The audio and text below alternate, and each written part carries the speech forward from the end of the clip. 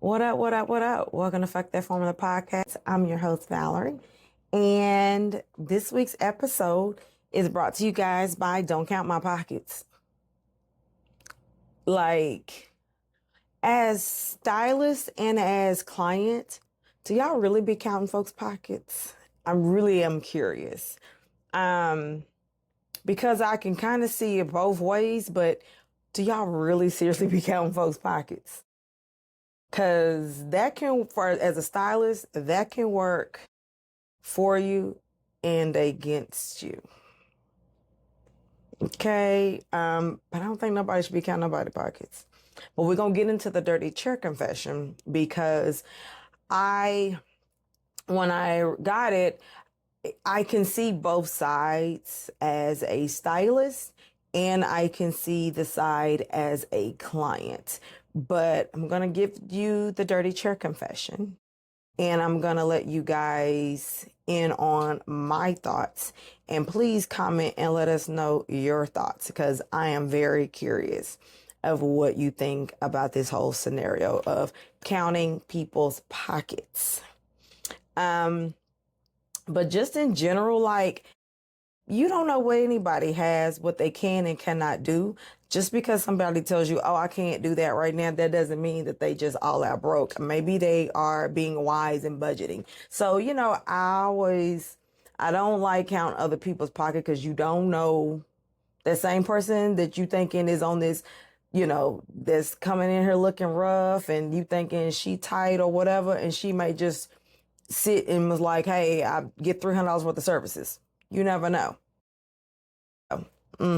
So we're going to get into it because I want you to hear this and I want you to tell me what you think as well. So, okay, so here it is. Don't count my pockets. So I had just divorced and my hairdresser knew it because I lived in a small town. I had cut back on my expenses after my divorce, but what I was not going to do was cut back on my haircuts, on my hair expenses. I had an asymmetrical bob, so I knew how often I needed to get it cut because my hair goes really fast. But right after my divorce, I walked in for my regular 5 a.m. appointments. Shout out to the 5 a.m. hairstylists out there. Your girl is one of them. I walked in for my 5 a.m. appointment to get shampooed and get settled in my chair. And like any other time, I went straight to sleep. Okay. Cause I trust her. So this is letting me know y'all have a relationship. If she can go to sleep in your chair, y'all got a relationship. Okay. So she said, she sat down and went to sleep cause she had to go to work right afterwards. So she was catching up on her sleep. So girl, when I woke up and looked in the mirror, I had a totally different haircut and I looked at my stylist and was like, what the hell? I've been like, bitch, what the fuck? Damn that, but whatever. She said, what the hell? She said, then she responded with, girl, you're divorced now, so you're not going to be able to afford to keep up with your haircuts. Girl, I went ballistic. I couldn't believe she had the nerve to make financial decisions for me. Needless to say, I didn't go back to her. Please tell. I'm going to pause for that. And the reason why I'm going to pause for that one, because I can see both sides. Now, I will say this, regardless of as a stylist, how you feel that client's living situation is going, that does not give you the permission nor right to make decisions for them and just do whatever you want to their hair. She is very aware and she's in a whole big age adult. So she is an adult. She is very aware of what she can and cannot do. If she's come in for her appointment, regardless of what you think her situation is, if this is what she asked for, that's what you should give her. Unless it's something going on with her hair and it's like a chemical service and you can't perform that, that is completely, totally different. But outside of that, if she asked for a haircut, then she should do that. On top of that, the fact that she actually went to sleep in your chair like normal lets me know that you guys have a relationship, because I don't know a client that falls asleep in a salon that doesn't have a relationship with that stylist. So that's the first thing. So now you've broken that trust. So what I'm going to say is, from the client's point of view, bitch, you need to sue. Bitch, you need to go and spread the word. You need to tell everybody and their mamas what she did to your head. You need to make sure that it is known of what she did to you, okay? That is not something that is looked over lightly. I don't give a damn if she offered you free appointments from here for a year or whatever. Bitch, she wrong as hell. And you need to check her and you need to let her know she wrong. And I probably would tell I'm more like I'm going to tell the whole world. You know what I'm saying? Like, because I'm going to say this. You don't have as a hairstylist, I don't have the consent to just do whatever I want to do. Regardless of, everyone knows I'm the no hairstylist. I will tell you no in a heartbeat. But regardless of what I'm telling you, regardless of all of that, unless it is something that is detrimental to your hair, if you say, hey, I want a haircut today and this is the haircut we agreed to, I'm going to go with it. Now we're going to conversate about it. And I think that's where this stylist fucked up, because that is a conversation that just had to be had. Like, all you had to do was say, hey, so are you going to be able to maintain your hair in between appointments or in between, I know you got kids, you're single now, blah, blah, blah, budget might be tight. That's a conversation. So I will say from a customer or a client point of view, yeah, you need to do something with her. Now, from a stylist point of view, I don't necessarily say I count my client's pocket, but I have a relationship with my clients.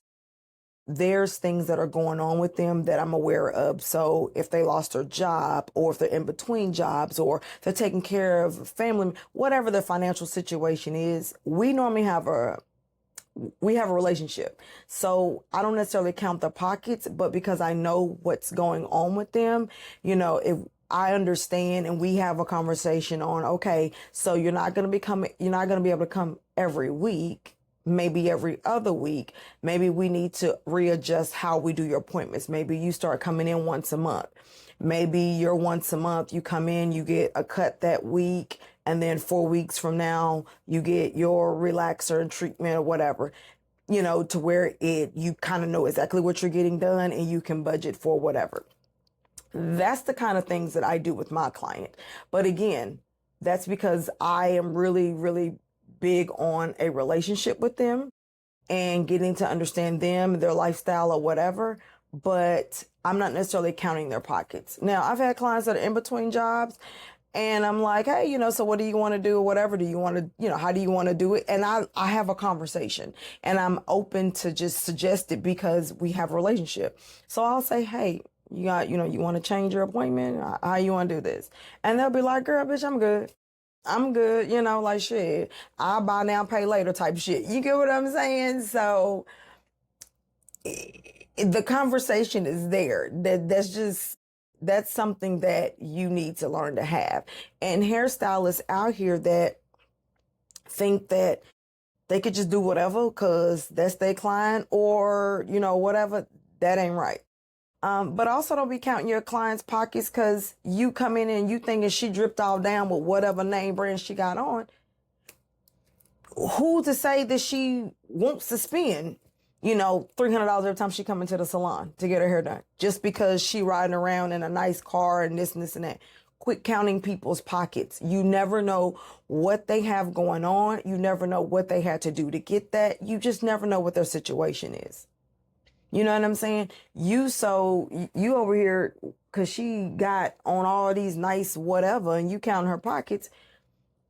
Her mom and them could have left her that house and so she ain't got no damn bills. Or she could be living on with her. Like, you just never know the situation.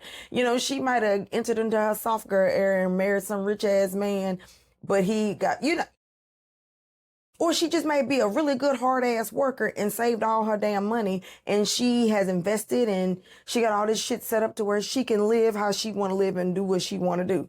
You just never know people's situation. There's people out here that are walking around here looking wealthy and committing credit card fraud. Some of your biggest influencers online that y'all are counting their pockets are the ones that are here scamming people. So stop counting your clients' pockets. And clients, quit counting your stylist pockets.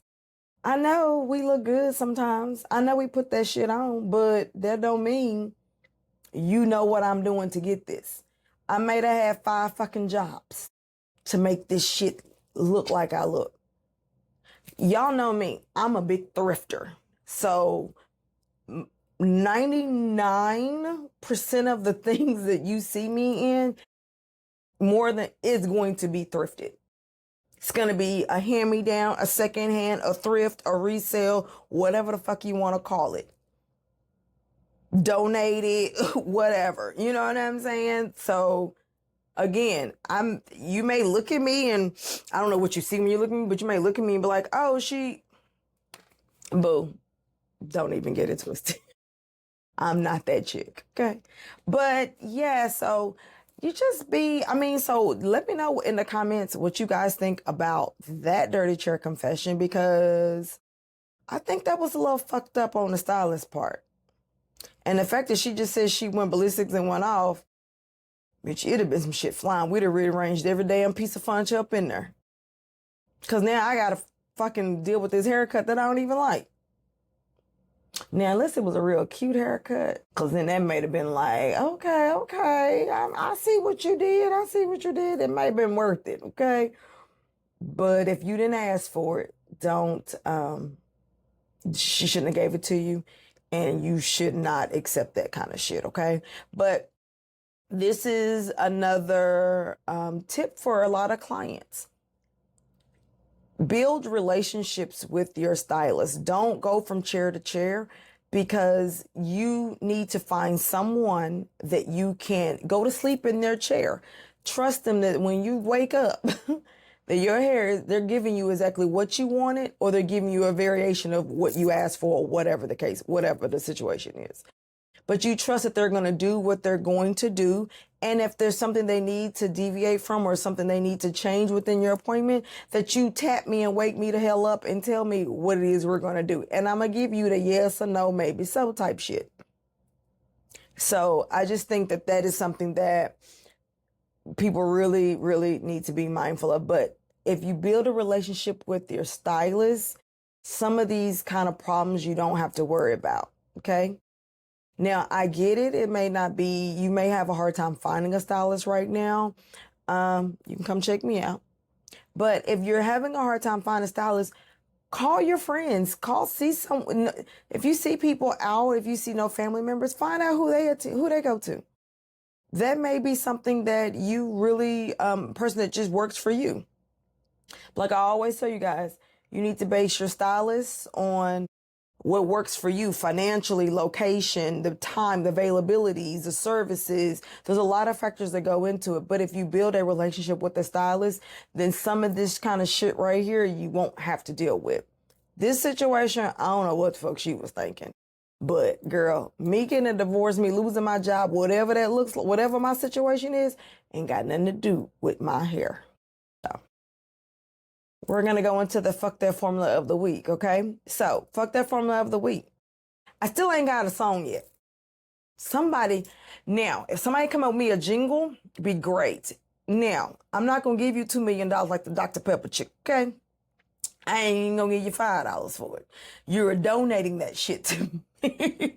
But give me an idea, because I want to fuck that formula of the week. You know, my little spirit hands. So y'all come up with me, help me come up with a jingle, okay? So I can insert it into these damn videos. Anyway, so the fuck that formula of the week. Your chair is not a courtroom, a therapist, or financial planning session. Divorce does not equal broke. Sleeping in a chair does not equal consent. I'm going to pause on that, because sleeping in the chair doesn't equal consent, and I'm going to put this out there. Anytime anybody is unconscious or anything, that don't give you the consent to do a motherfucking thing, okay? So we're going to go ahead and say that. If I didn't say yes to it, you don't have the permission to do it. And that's with all aspects of life. Sleeping in my chair does not give you consent to do a damn thing. Sleeping in that bed don't give you consent to do a damn thing unless I agree to it. So go back to that was my message for the week. Okay. Being familiar does not give you permission to redesign someone's image or make life decisions for them. So a stylist, if the client didn't ask for a change, don't change shit. If you are worried about the maintenance, have that conversation. Don't just do shit because you want to.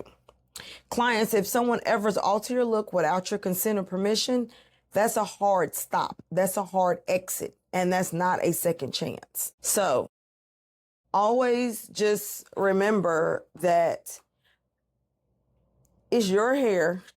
You have say so at the ultimate at the end of the day of what you want to do with that look. Unless your stylist is giving you good constructive criticism of what we should do, not do, change this, whatever. And unless you agree to it, this shouldn't have happened. But is this something you guys can sue on? Like, and if you did sue, how does that shit work? Like, so let's just say this. If a stylist did this, how do they, if you decided that, oh, this bitch gonna pay for this, do your stylist just keep doing your hair until it grow out? Do you get like 6 months free services? Like, what do you do? And I really want to know what happens in this situation if this happens. Because to be honest with you, the hair is cut. I can't put that shit back on. So what do I do about it? If I did that, and I love for one of my clients to speak up, because if I did that to you, what is the next move? Like, what do you expect out of me after that? That's what I really want to know. Because I don't really know, because it's gone. It's hair. Like, it's not like if I burnt your scalp or burnt your hair off or broke your hair off, because then we have another issue going on with it even potentially growing back. But it's a cut, so we know it can grow back. So it's not like I did, like I said, a chemical service where your hair, I burnt your scalp until those follicles are inactive. That's not the situation. What do you do though? Stylist, what do y'all do? Like, how do you accommodate somebody for shit like this? Like, I really want to know. What is the accommodation? Is it, I don't know, the free treatment? Like, I don't know what the fuck. Do you do free sew-ins? Like, I don't even know how to do a sew-in. I don't even do extensions. So if that happened to me, I don't even know what I would do. Very curious. You guys let me know how, how this works. I want to know. But that's a crazy ass dirty chair confession.